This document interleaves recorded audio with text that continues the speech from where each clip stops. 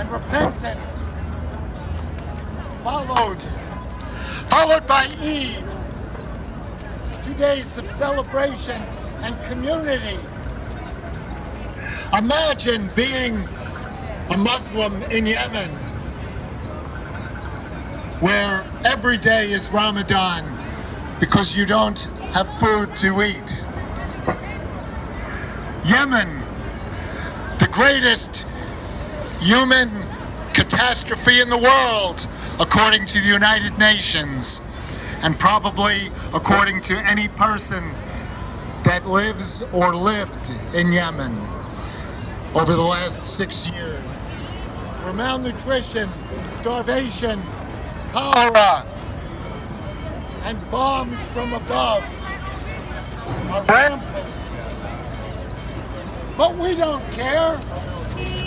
We have a farmer's market, and we have a beautiful day here. And we don't have drones flying overhead, or airplanes, Saudi Arabia. Armed with weapons manufactured by the United States. Manufactured by us, for we are complicit in this war in Yemen, unless we choose to say no with our hearts and our minds and our actions and our bodies. And as the late Reverend Daniel Berrigan said, if necessary, with our lives.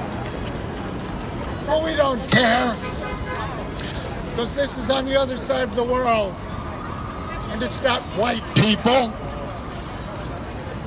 But imagine if this city bus rolling down East 14th Street suddenly had a bomb dropped on it. We would stop everything that we're doing and find out who is responsible, and we would take action accordingly.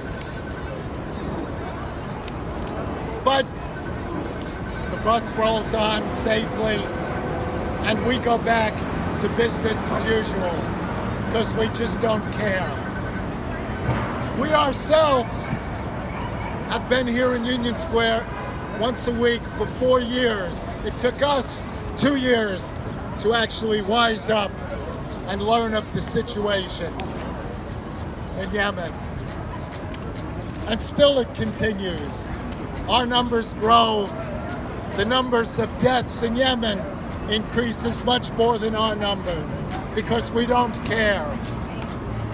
We ourselves have held signs. We have protested. We have blocked doors. We have risked arrest. We have been arrested. We have fasted. We have prayed. And still it continues. Because it's a beautiful day. And we don't care. So we're complicit. We just walk on. We don't realize that we are all part of the beloved community, not a community of a couple of people in a building or a couple of people on a block or a couple of people in a city, but the global community that connects us all, that brings people together instead of fighting off one another. For what reason? Honest to God, what war accomplished? Just ask yourselves that. Take a moment. What does war accomplish? Besides taking beautiful countryside and making them graveyards, what else does it really accomplish? So as an alternative to war, I just put this one little thing out there.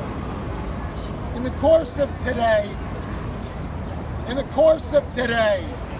take one moment to offer someone on the street a bottle of water, a sandwich, a smile.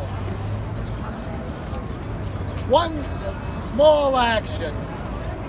And then take a moment and think of how good that made you feel and why you did it. And then share that feeling with someone else and ask them to do it. And ask them to pass that feeling on to someone else and keep it going. So we pray today for the people of Yemen and the people all over the world, but specifically those in Yemen. We pray for them and we pray for ourselves. Thank you. Thank you, bud. And thank you. It was a collective effort to get that speaker to keep on going. So it shows that there's many different parts to get this together. There was a few weeks ago a hunger strike that was launched by people in Washington, D.C. Iman Saleh, a young Yemeni American